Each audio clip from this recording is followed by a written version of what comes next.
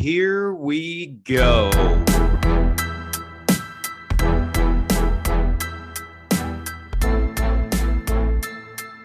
Welcome to the 9 Route Fantasy Football Podcast.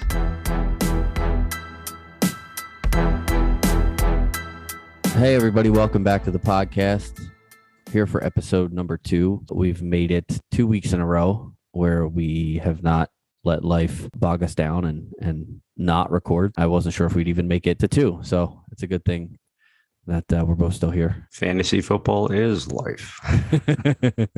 We make time. And yes, it still bogs you down. Yeah, I hear you. So how was your week, man? What have you been up to? Working, counting the minutes till a little vacation, and August just started. So basically, we're about a month from our draft, and there'll be, another couple showing up that, need to be prepared for. And that's, why we're doing what we're doing. Yeah, we definitely have a lot to discuss still. I feel like, our sort of plan going into this, was to do an episode a week. And I feel like there's so much that we're not going to really get to dive into that I look at and listen to and read on a daily basis. But, we have to remember that this podcast is just a piece of information for other people, whoever happens to listen.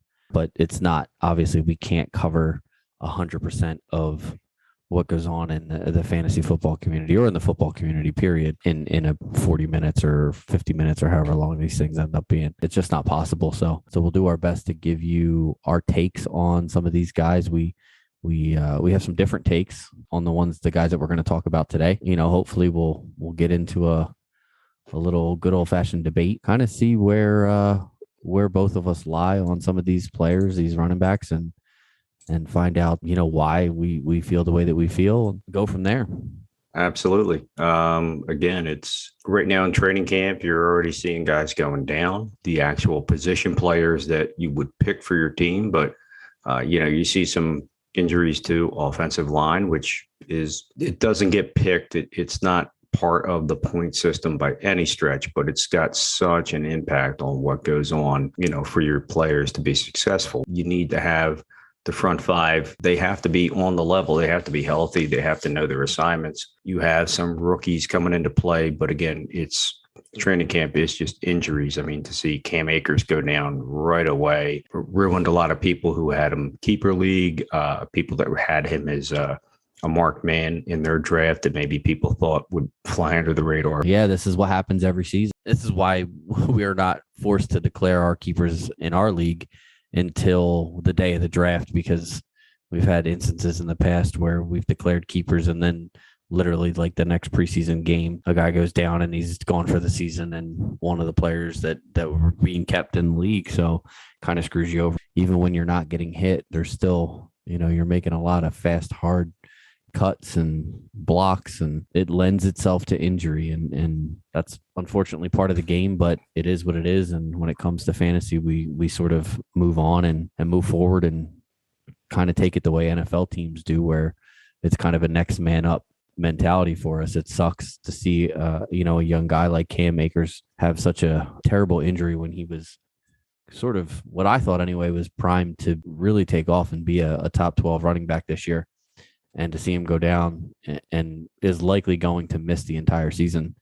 I just feel bad for him, honestly. Like, as bad as it hurt my fantasy team, I feel bad for him. He's, like I said, a young guy, I think 23 years old, 22 years old. And sure, man. I mean, and like you say, it just stinks for everybody. People that had him in fantasy and get him as a pro, like an Achilles isn't a small injury to come back from by any stretch. Sometimes, you're going to lose a step, and he was not a speed back as much as power, and had a good amount of speed and just seemed to really be coming into his own at the end of the season, separating from the rest of the pack where they had a couple running backs there. Darrell Henderson's obviously going to get a big bump up, even if he doesn't perform to the level that we thought Akers would, being in that offense. And again, you got Stafford now, a quarterback who's light years better than what you had there before. Yeah, it's going to be interesting to see the dynamics of everything. And again, he's a guy on your radar to come back in theory for 2022. You would hope that he turns into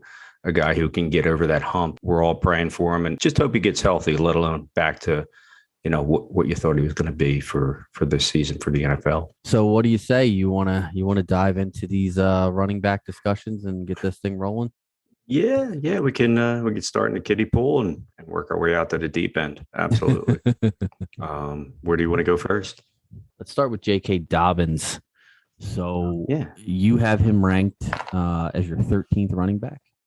And I have him ranked number 21, which puts him right about running back 13 on our consensus, which is where you have him. Yeah, I'm a big fan. I'm interested to see how much changes for that team as a whole. I mean, he wasn't the guy they had in the beginning, but you lost Mark Ingram from Baltimore, and there's some carries to go around, and some people feel like a Justice Hill, who was a highly touted guy there for a year or so, might just jump right in and get the carries. But you look at Baltimore, and last year they ran the ball, counting Lamar Jackson, they ran the ball 555 times. So there's a lot of carries to go around. I mean, he had 134 of them last year, and Dobbins, he was top 25. He was number 24, depending on how you score things in PPR leagues and whatnot. But he 134 carries, 805 yards. He had 9 touchdowns. He averaged 6 yards a carry. And that's a team that is just them, the Baltimore Ravens and Pittsburgh, that still utilize the ground game to establish dominance, and that whole division is still fun to watch. He didn't have a ton of them, but he was 18 for 24 in receptions based on targets. So he caught 75% of the balls that went his way. He averaged 6 yards a carry. He had 9 touchdowns. Obviously, the running game on that team does go through the quarterback. Now, at the same time, they still make it a point to control the clock, and to see him come out and establish himself as the best guy out of the three. You still have the Gus Bus. He is still legit Gus Edwards as far as, a solid backup. He's a great Robin to a Batman, and he gets the same kind of yardage. He's underappreciated. And as a handcuff, he's also a guy that can win you some weeks based on just his production when they just decide to give him the ball as a hot hand. But to me, J.K. Dobbins getting to that next level, gaining the carries that were lost. I mean, Mark Ingram carried 72 times. Even if he gets half of them based on his average, I see the yardage going up. He's going to be 1,000-yard back if you mix in the concepts of what Lamar Jackson brings to the table, where they may try to get him to being more comfortable passing. I just see him as being moving on up in that sense with a lot of change at running back this year. He strikes me as being that guy. So I agree with a lot of the points that you're making. I guess the downside for me is more the fact that those guys didn't have a lot of carries last year. Like you said, Dobbins had 134 carries. Believe it or not, Gus Edwards actually had 144 carries, which was eye-opening to me when I was doing research on this whole, what we're doing for this episode. Now, Dobbins did miss a game due to injury, which Edwards had a few carries that game. But I feel like, I don't know, maybe I was just disappointed in Dobbins. Everybody sort of talked him up last year, and everyone was sort of expecting last year to be his breakout year. And not that a 24th overall finish is bad. He's still a top, he's still a running back 2, basically, finishing in the top 24. I think I just expected more. And it sounds like from where you have him ranked, it sounds like you're expecting more from him again this year. And I do believe. No, big time. And I know what you mean. Yeah, where Edwards, he was the veteran. So, this kid was a rookie last year. And yeah, he came in highly touted, but they're going to make you earn it. John Harbaugh is a coach that is, everybody loves to say it, he's old school, but the way that he carries it is, you have to earn it. And if you look at through the season, he was given minimal carries to start the year. I mean, his first 4 games, looking at it, he had 7 carries, 2 carries, 1 carry, and 5 carries. So right off the bat, they're just kind of weaning him in, making sure he knows the playbook. Don't smell yourself. Make sure you get hot when you need to be, and just know your role. You had Mark Ingram on that team, who is a well-established running back. You had Gus Edwards, who has, again, been underappreciated for a long time. And ironically, yes, had more carries. But then by week 7, the first game against Pittsburgh, as a matter of fact, he had 15 carries for 113 yards. It just shows that they had trusted him. And then from then on, he had a New England game where he had single-digit carries. He missed the second game because he was on the COVID list. And see the way he produced on the back end of the season when they fed him more and more and more and knew he was the guy. I could see him totally being a top 15 running back this year, without a doubt. And Gus maybe taking a second fiddle, barring injury. He's going to be that guy. I definitely have him ranked lower, I think only because I like a lot of other running backs a little bit better. But you're right. If you look at the last 6 games of the season, he finished as a top 24 back all 6 of those games.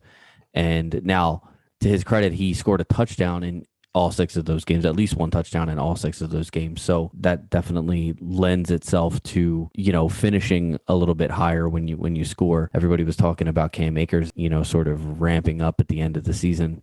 And J.K. Dobbins was that guy who they were two that were almost linked as that kind of same running back. Yeah. Maybe I do need to move Dobbins up in my rankings a little bit. I did not realize he was so strong down the stretch last season. At the end of the day, I'm really high on him. I mean, I'm not maybe going first round in a redraft, but on our level where we do keeper leagues, he's definitely on my radar.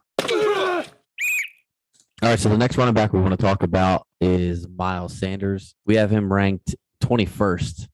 Is in our consensus rank. I have him at 16. You have him at 27. I think Miles Sanders is interesting because I feel like a lot of people are disappointed with him because of where he was drafted last year and sort of, what he gave fantasy owners being drafted at, first, second round. I think he was going in the second round last year. He still finished as a running back too. He finished 22nd overall. And if you don't, he was injured obviously or out for 4 games last year. So if you look at the points per game, he actually finished as the running back 19 on a points per game basis. So he actually wasn't as bad as a lot of people, I guess, are remembering him to be. I think he disappointed based off of where he was being drafted last year. Again, that doesn't necessarily bode well for my ranking of 16, but I think the Eagles tried to motivate Sanders in the offseason by drafting Kenny Gainwell, by bringing in Kerryon Johnson and Jordan Howard. I think that was now obviously all of those guys are not going to make the team. Most NFL teams carry, 4 running backs is about the norm, depending on, which guys play on special teams and which guys don't. But I feel like all of these bodies were brought in during the offseason to sort of motivate Sanders, to kind of let him know, like, hey, we want a little bit more out of you. He finished as a top 24 running back almost 60% of the time last year. So for the 12 games that he played, I think 7 of those games he actually finished as a top 24 running back, which isn't, it's not terrible. It's not losing you, weeks. It's not necessarily winning you weeks either. But he did have some good weeks where he finished, in the top 5. So the skill, the talent is still there. He didn't kill you last year. He only finished outside of that RB3 range 17% of the time. So it was basically 2 games, 2 pretty tough opponents. I feel like he disappointed by default last year. I still think he's a super talented guy. I think that, and I'm not saying this because I'm an Eagles fan, because trust me, you'll hear my takes later on in some of the later podcasts. I am not high on every Eagles player, but Sanders he's got the talent. I believe he's going to have the opportunity, at least in the beginning of the season. And the Eagles, he could really take advantage of the schedule the first few weeks of the season. The Eagles open up against Atlanta week 1. And their defense is nothing great. I don't feel like that's not a defense that's going to, hold Miles Sanders down. Week 2 against the Niners, their defense is pretty solid. That might be a tough game for them. But then they got the Cowboys, the Chiefs, and the Panthers in the next 3. So I think if Sanders can sort of come out of the gate strong and show the coaching staff that he, is their stud, their running back, take the lead in that timeshare that, the Eagles coaching staff always seems to want to run. I feel like he's going to have an opportunity to at least show what he has and what he can do.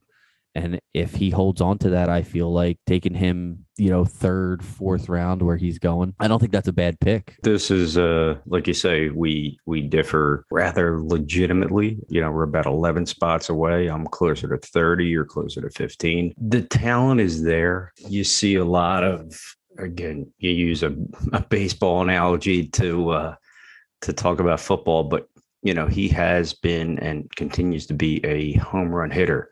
He had the 82-yard touchdown last year, but that accounted again for almost 10% of his yardage on one play.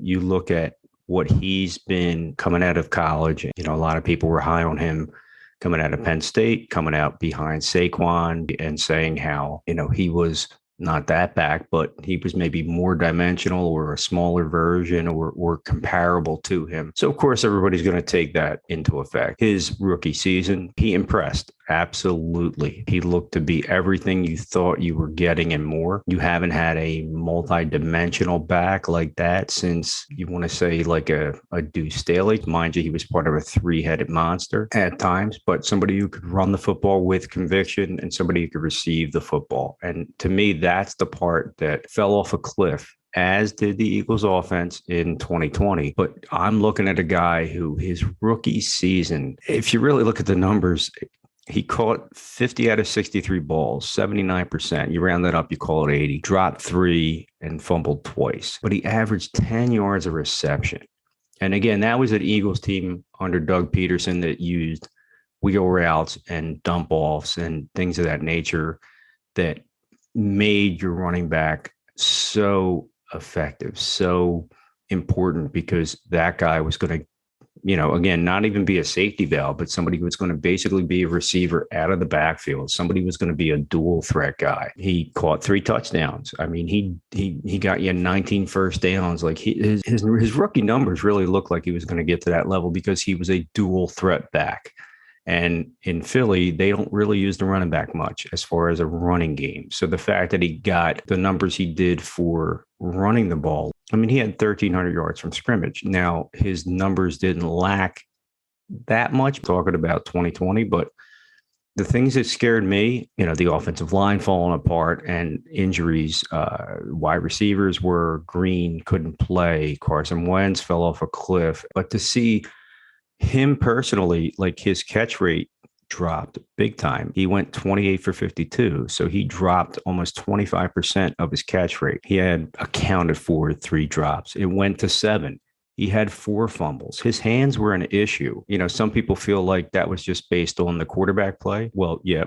And down the stretch with Hurts, he was 9 out of 13 as far as like receptions based on attempts. That to me is still an outlier. Like, I'm wondering, why did his hands get so bad so quick? And now I also look at a different offense. You have a different coaching staff that is going to be new to him. The Colts ran the ball. If you look at it from an offensive coordinator standpoint, they ran 459 times. They passed to running backs 130 times. So it could be beneficial to him maybe with the new offense and get him involved in the passing game and get him back to his numbers from 2019.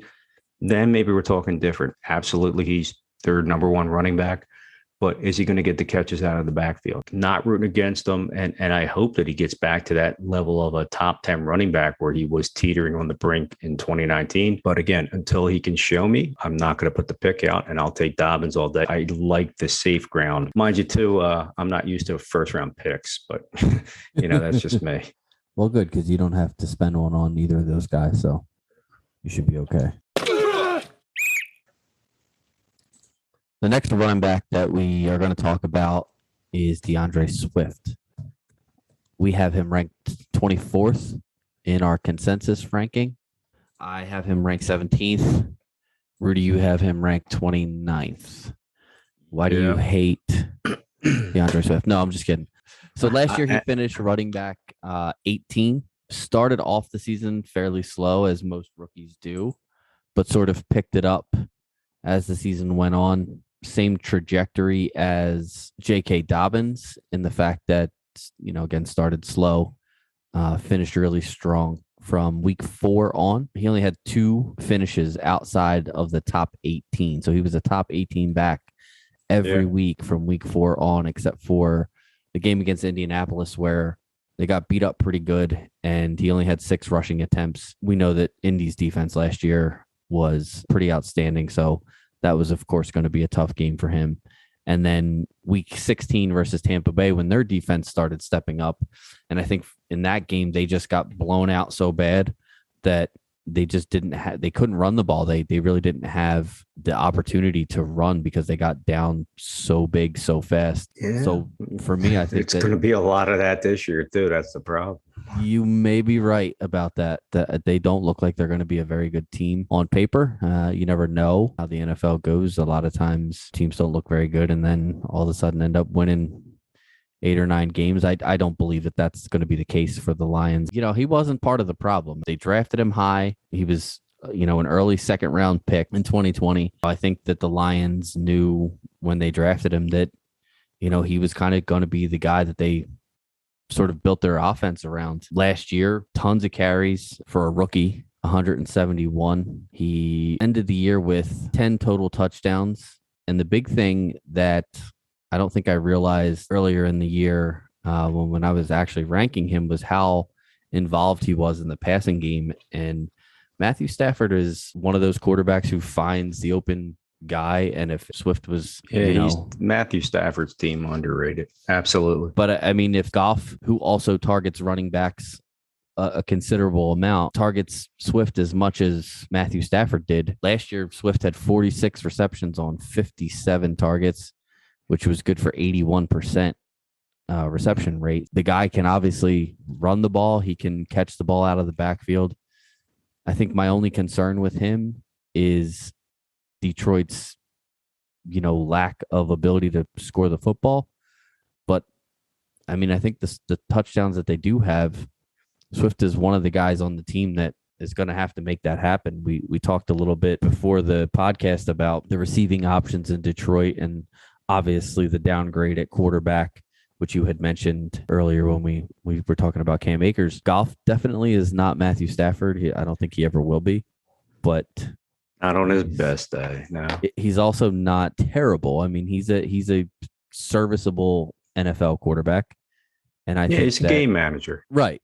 And I think that part of game managing is trying to pick up first downs, which involves a lot of dump off passes to the running back in a lot of instances. And I think that Swift could for sure benefit from the lack of other weapons on this team. I guess my argument for Swift is very similar to my argument for Sanders.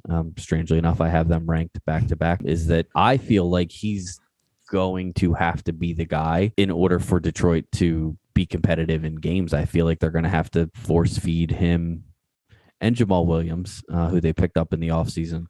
They're going to have to force feed those guys the ball, play low scoring, grind it out, clock management games, which I guess they got the perfect quarterback for that. But I feel like he's going to make that jump as far as the number of carries that he's going to see this year. Last year only had 114 and still finished as the running back 18, which is kind of crazy to me. I feel like he could easily double that this year and end up in the 200 to 220 range in carries. And I think if he does that, I don't think there's any way that he finishes worse than running back 18. So me having him ranked at 17 to me feels like he's slotted in a pretty safe spot where I'm not going to undersell him too much, but I don't think 17 is overselling him too much either. I don't disagree a lot with what you're saying. I can see looking at his numbers, and again, I wasn't a big Detroit Lions fan, studying their numbers or watching games or again, the fact that I didn't have Swift, knowing he was highly touted coming out of school. He did miss 3 games in the middle of the season, it looks like, with a little bit of an injury. Again, he's only 21 years old, actually 22 now. So to me, it's a little worrisome that this whole offense just looks to be interesting, not in a good way. You have Jared Goff, the mannequin, as your quarterback, is he going to lean on a position? You want to look at him and say, okay, what did he do in LA that was effective? He spread the ball, but you had a dynamic offense that was totally different to what you have here. Your wide receiving core is all rebuilt. Swift is one of the few players that you carried over, but now you have a different coaching staff. Enter Jamal Williams, who has always been a guy in Green Bay that could, I guess to say, handle the load when given to him. He's got playoff experience. He's a little bit older. He's a little more physical. To me, he is a guy that you are probably looking to split carries with. But I feel like at the same time, you're going to maybe lean on him a little bit more because of his veteran presence. And again, this coach sounds to be a little bit more physical of a coach. He's talking about biting off people's kneecaps. So it's going to be hard to tell. I don't feel that Swift is a horrible running back, but seeing him miss the bulk of time he did was a little bit of a downer for me. And again, they get somebody in there who can be a little bit more physical. Now, he did finish the season with decent numbers as far as carries go, but to look at him all year, he had one game where he ran and gained over 100 yards. The receiving stats are the ones I think that would turn him into that dual threat, that dynamic running back where, again, he's catching at an 80% rate. You would think you're just going to feed him and just run the offense out of him. Maybe that's their plan. And hearing a coach talking of physicality sounds almost like a between the tackles kind of guy. This is not the running back for that. I'm not hating on DeAndre Swift by any stretch. I think that if he does what he needs to do, is healthy, number one, is as effective as he was for the majority of the season, and is able to do both the rushing and receiving that he did. And Jamal Williams maybe isn't as much of a play where they're closing in on even a 60-40 split, I think would hurt. Looking at Jamal Williams' numbers from last year, he actually ended the year with more carries than DeAndre Swift. He had 119 and didn't really do a whole lot with them. Now, I know that he was playing for a different team last year, but the fact that he was in Green Bay on an offense that was the number one scoring offense in the league last year and still couldn't muster more than 111 he would change a pace points. guy. Right. Yeah, he's not the main guy. And I don't think he's going to be the main guy this year. And I think that's sort of why I have Swift ranked where I do, because I feel like Swift has, at least with his team, maybe not the coaching staff, but with the team, has earned the right to be the starter and earn the lion's share of the carries in Detroit. I think Jamal Williams sort of keeps the role that he had in Green Bay in Detroit and sort of just is the spell guy. Swift needs a breather because DeAndre Swift has proven that he can run the ball effectively and he can catch the ball out of the backfield. So to me, I don't see how there's any way he finishes, barring injury, obviously finishes any lower than, say, running back 20. Like you look at Jamal Williams just from last year, averaged 4.24 a carry, Swift 4.57 a carry. So it's not epic, but you're talking maybe an extra 15, 20 yards a game. Swift averaged 7.76 a reception. Jamal Williams 7.61. Again, he's not the same player, not at the same speed, but he's comparable enough where they felt they wanted to get him away from a division opponent, but also maybe utilize him.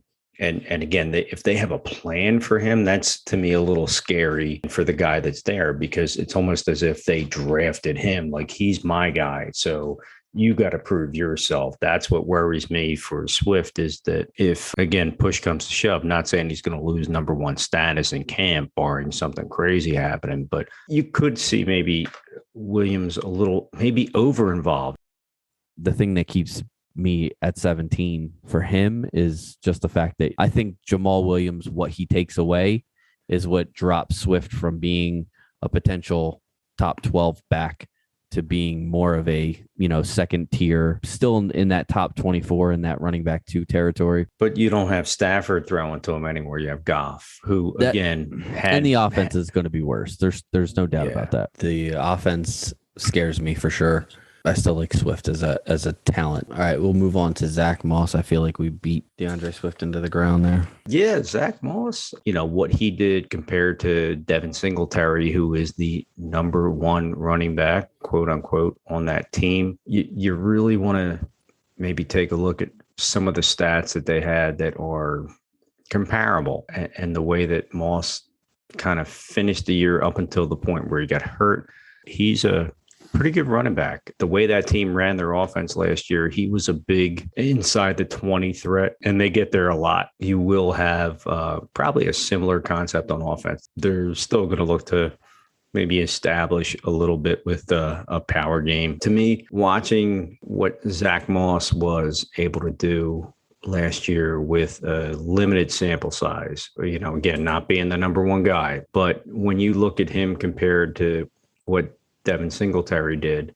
Devin Singletary, yes, last year he did play all 16 games and he accounted for a pretty solid amount of the offense. But to see what Zach Moss put up throughout, where when he was given his smaller opportunities, he still basically was almost the same running back at times, if not better, than Singletary, where he just seemed like he had a little bit more of a nose for the end zone. Again, getting 6 on the board to me is a big deal. And you can even say, okay, well, yeah, if Moss seems a little more physical, he was used a lot inside the 20-yard line. Only 14 receptions for Zach Moss. He was used a lot more as a running back, as a lot more physical, but he ended up with the touchdown. He's a guy who, with the way their offense runs, he could end up with 11, 12 touchdowns and get you near the top 20.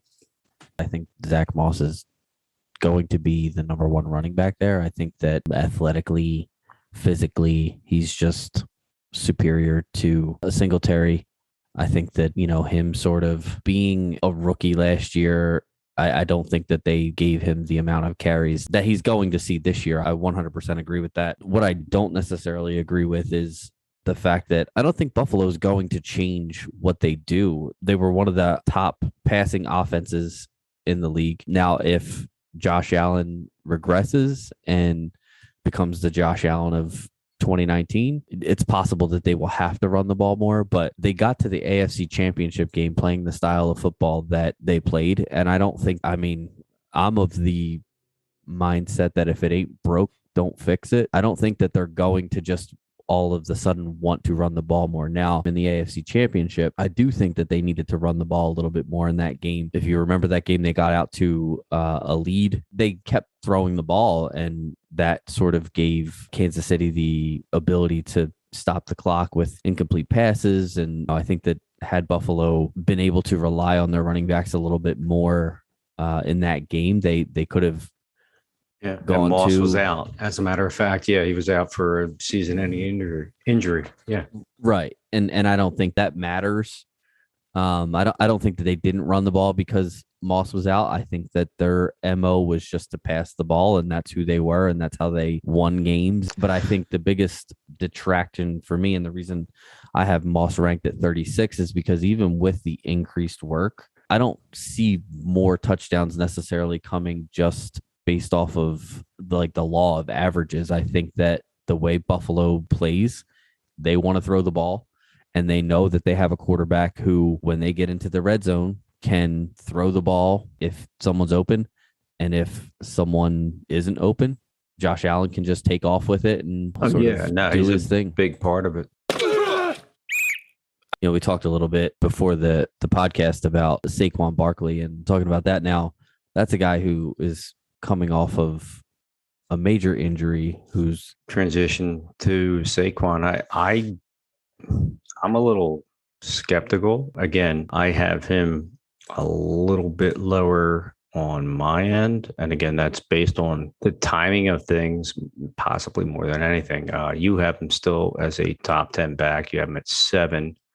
I have him at 15 with a consensus pick of 11. To me, right now, he's on the PUP list. For some of these guys, it's a matter of feeling the way you did before you got hurt. You know, you look at Saquon Barkley rookie season, and he was all world. He had over 2,000 yards from scrimmage. There wasn't much that made you think that this guy wasn't going to be the next superstar. You know, 1,300 yards rushing. He had over 700 yards receiving, 15 total touchdowns. He was the next big star. Next season, he misses a couple games. You did see some things fall back to earth. Different things happen. You had quarterback changes. You had offensive changes, coaching, the whole 9 yards. That's going to maybe put him in a different spot. In his rookie season, he was targeted 121 times, and he caught 91 balls. So you see wide receivers that don't get that many targets. It's ridiculous. The workload that this guy put in, he was basically targeted / ran 382. Like that.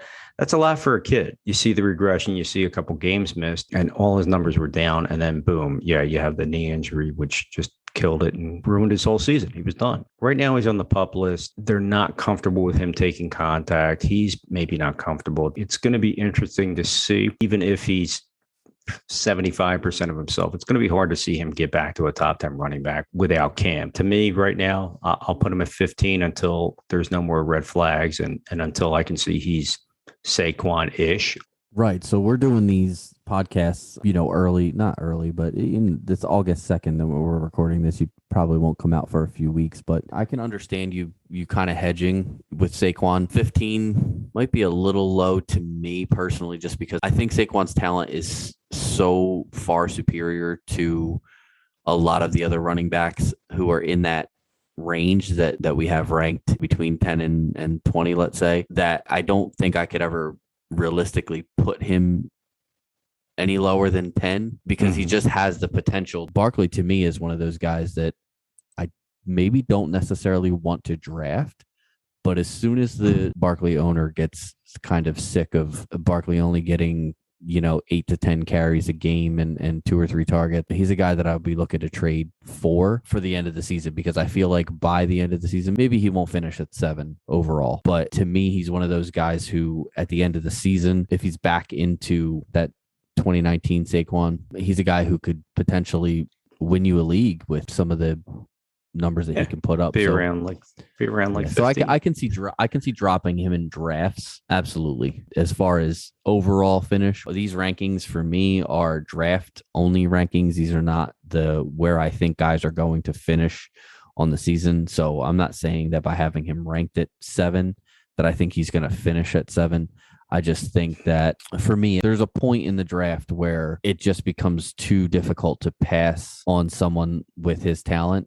And I've seen him fall into the second round. For me, it'd be really, really tough to pass on a guy, especially in leagues that we play in, which are keeper leagues and things of that nature, for Barkley being as young as he is and, in a keeper league, being able to have him for a few years. There's no way that I could pass on him. So I have him ranked 7th based on my draft rankings. I feel like they just don't feel comfortable with him, and that he may not feel comfortable with himself. They're not going to be in a hurry to get him back out there. If they start out 3-1, 4-1, something like that, and he hasn't played yet or he's been minimal, they're going to probably look to increase him as long as physically he can handle it. But even with the extra week added on, he's not going to be in a hurry to come back. He's going to take his time. And I think training camp will probably dictate most of that. There's a lot of red flags there with the knee injury. And it was multiple tears. It's a matter of what he feels like. Yeah, he's definitely going to be driving the boat as far as when he comes back, when he feels fully healthy. As far as the Giants rushing him back, I don't think that that's even an option. I think that they've realized that he is their franchise. Yeah, I don't even want to say running back. He's the guy on their offense. Until he shows he can play, he hasn't played yet. And it's preseason and it's early. Again, he comes out in, the 3rd week of preseason or he's ready to go week 1, they say. Okay, I was wrong. He could finish a top 10. Absolutely. I feel like top 15 for me is safe. We're going to take the next couple in tandem because looking at the rankings, where we differ tends to be a little bit more on the side of, I think, who we both believe is going to get more work in each offense. So the next group, I guess, the next two guys that we're going to talk about are James Robinson and Travis Etienne. You have Robinson ranked at 23, while I have him at 35. I have Etienne at 30. You have him at 43. Why don't you go ahead and make the case for James Robinson? It's kind of putting it on a tee here for you. Go ahead and make the case for Robinson. I mean, this guy made his own case last year. You're talking about somebody who, when they talked about running backs in Jacksonville, and it was a two-man race. It was Devin Oingo Boingo Ozabikwe. I forget his name off the top of my head. And it was James Robinson, who I believe was an undrafted free agent. And the coaching staff loved him. Guy played 14 games. Again, mind you, he came out of nowhere. He came off the bus stop and ran for over 1,000 yards. He had 7 touchdowns. He accounted for so much of their offense. You look for dual threat guys and you say, okay, he finished number 7 overall last year as an undrafted free agent. And he had 82% catch rate, caught 3 touchdowns. He was their offense. Every single week, it was this guy getting you 100 yards. It was this guy getting you stats. It was this guy pushing you. For a lot of you out there, probably got you a title. You go back and look, he had 4 100-yard games. He played on a losing team. They were 1-15 last year. Yes, they went out and drafted this team that they have now and the quarterback that everybody coveted. And then when they got down to, I believe it was the 28th pick, if not 25th. Yeah, they traded up for the 25th pick and get Travis Etienne. We will debate. I have a little bit of a French background, but yes, we talk about Travis Etienne, and you drafted him, and he was a bell cow out of Clemson, and you figure, okay, you're going to pair him up and hope for the best. They also have to see that this guy put up the numbers he did, but to see what he was able to do on a terrible team with a terrible offensive line and no offense, and be the focal point of it and put up the numbers that he did with just having that fight in him, I would take him any day of the week. I do feel like his numbers are going to get cut into. I think Etienne, as much as people are high on him, he's still maybe going to be considered as the new kid on the block.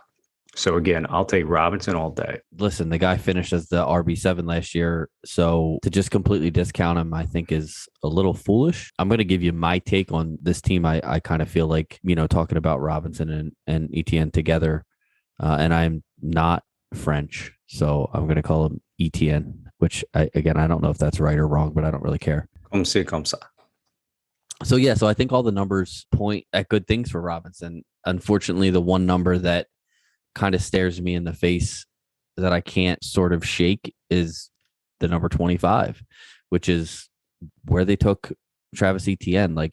To me, I just don't see NFL teams trading up into the first round to draft a player if they don't sort of already have a plan for that guy. Now, I don't necessarily know, like you said, training camp videos and reports say that the Jags are sort of using Etienne as a hybrid, wide receiver. But that kind of stuff was coming out of camp last year about Antonio Gibson from the Washington football team. And while Gibson had his fair share of targets and catches last year, they very rarely lined him up as a wide receiver.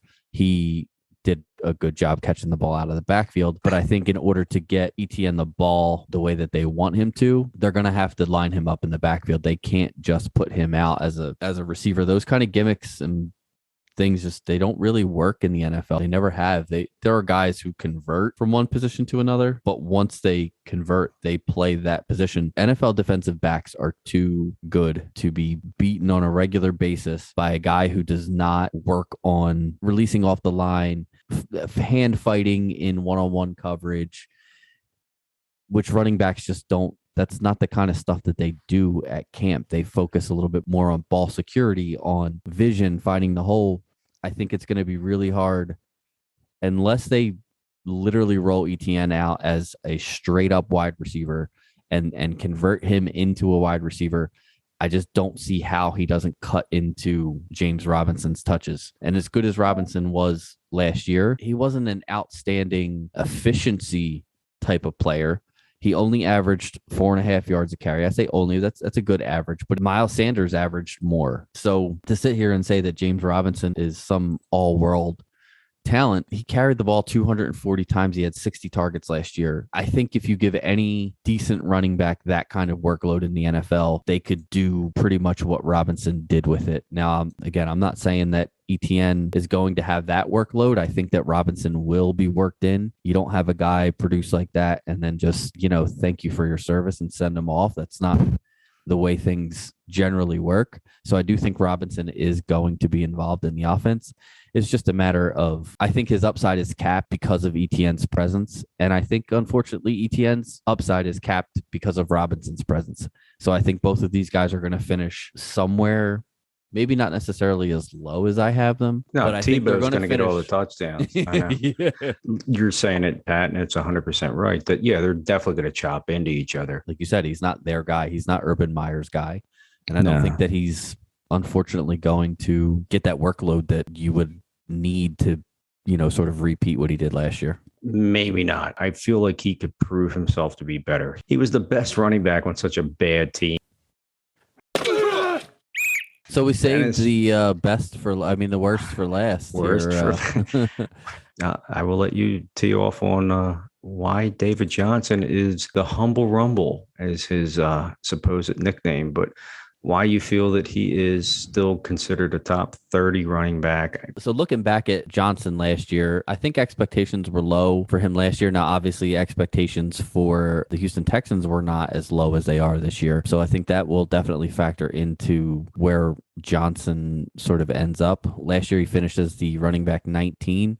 And that was only in 12 games, technically 11. He missed week 9 after I think he had 2 carries in that game, and then missed weeks 10, 11, and 12 as well. So he was a running back 25 or better. So basically, in that RB1, RB2 range in every other game that he played, except for one. So of those 11, not counting 9, 10, 11, and 12, he was a top 25 back every single week. So while he probably is past his prime, I just don't think that, again, it's one of those situations where who do you really have on the team that's going to do anything? I mean, Brandon Cooks is still there. You've got some up and coming wide receivers on that team. Obviously, you think Mark Ingram is going to make some kind of impact. I think my personal opinion is Ingram is just sort of a backup insurance plan if Johnson happens to go down. I don't think that the Texans brought Ingram in to sort of take over any kind of role. I think they brought him in to sort of be the backup, basically. I mean, if he sees 10 to 15% of the carries this year, I would be surprised. I feel like Johnson's still going to be their guy. I think that last year he showed that he still has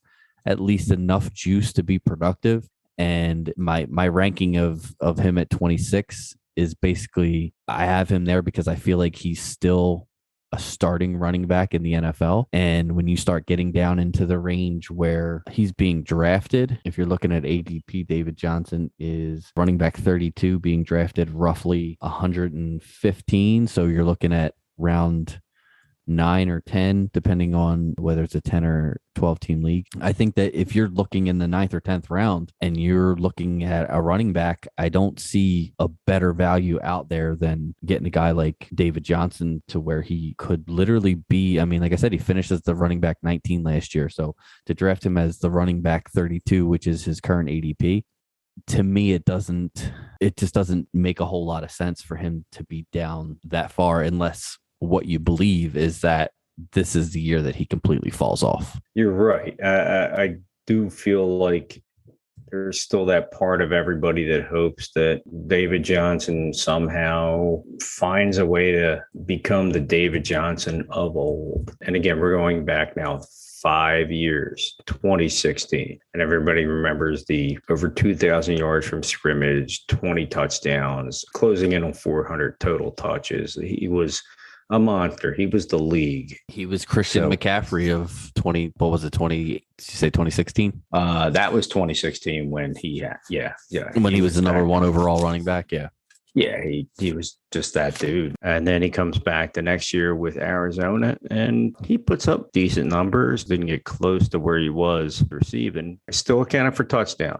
the DeAndre Hopkins trade happened and he played 12 games. So he missed 4 games last year for Houston. He averaged 4.7 a carry. He had 6 touchdowns. He didn't quite get to 700 yards rushing. And then catching, he was still decent percentage wise, but he wasn't flashy. And again, 8 touchdowns. So you go back and you look at what he did on a week to week basis and you say, okay, where the other rushing yards go. This year is going to be looking a little bit like a dumpster fire, and that's being polite. But enter a couple different players. Mark Ingram joins the fold. Philip Lindsay from Denver, who's another unsung guy, joins the fold. Rex Burkhead, who we all know from fantasy is the goal line vulture champ, joins the fold. So you look at not one, not two, but 3 people that are vying for that throne. Again, so you have multiple guys out there. My feeling is that David Johnson's numbers were a little inflated last year because he was really one of the only guys in town.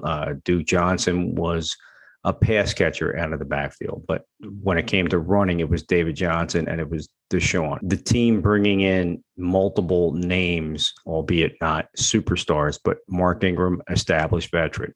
Philip Lindsay, a guy who just seems like he's always on the wrong side of things when it comes to battles on the field, but has always put up very decent numbers in fantasy, let alone in the NFL. And Rex Burkhead, who's a goal line guy who is always out there to score the ball. But you're cutting into his carries with established veterans. But if you go back and look at a lot of his statistics, he'll give you pedestrian numbers. He'll give you the numbers that will get you your flex. He's that guy, but he's not an RB1. He's not an RB2. And I know where he finished last season based on a little bit of volume, but now that volume getting chopped into by that many people, I feel like he's just going to fall by the wayside. The offense is scary, to say the least.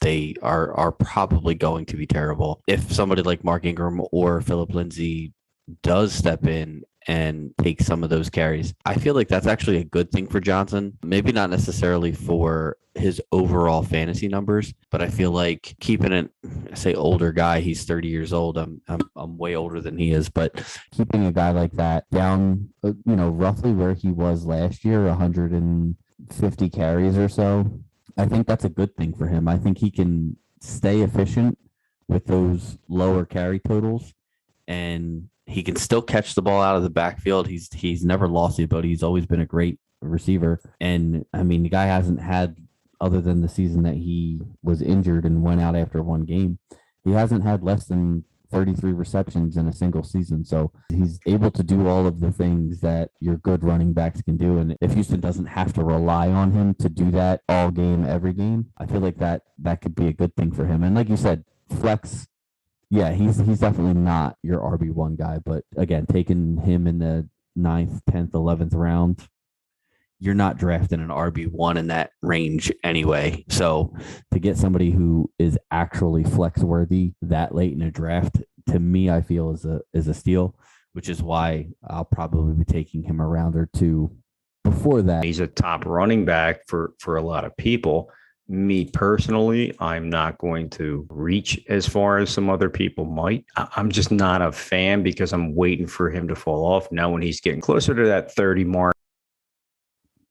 Obviously, we sit here and discuss all this stuff, and we don't know. We have no idea how things are actually going to shake out in the regular season. But, obviously we have the talk so that we can hash out and hear other opinions on guys. And listening to you today, you have swayed my opinion on a few guys. Definitely will be adjusting my ranks a little bit moving forward. Hopefully I did the same for you with some of my arguments. Either way, I think that where guys are going in drafts and where we have them ranked seem to be fairly close. And I think that just goes to show that the fantasy football community as a whole is full of pretty smart people, and they kind of are all sort of, they're all sort of kind of thinking the same thing. I think obviously when it comes to drafting players, it's really about what you believe, and it's about how much risk you're willing to take on.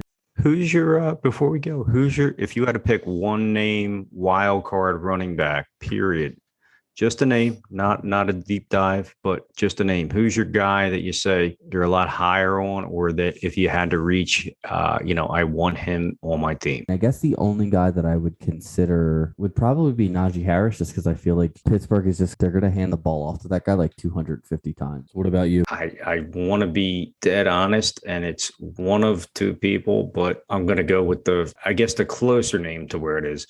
I feel like Javonte Williams is going to just crush it and take the ball away from Melvin Gordon. And that's going to do it for this week for the Fantasy Football Podcast from the 9 Route. On behalf of Pat, my name is Scott. Thank you for listening, folks. We'll talk to you next week.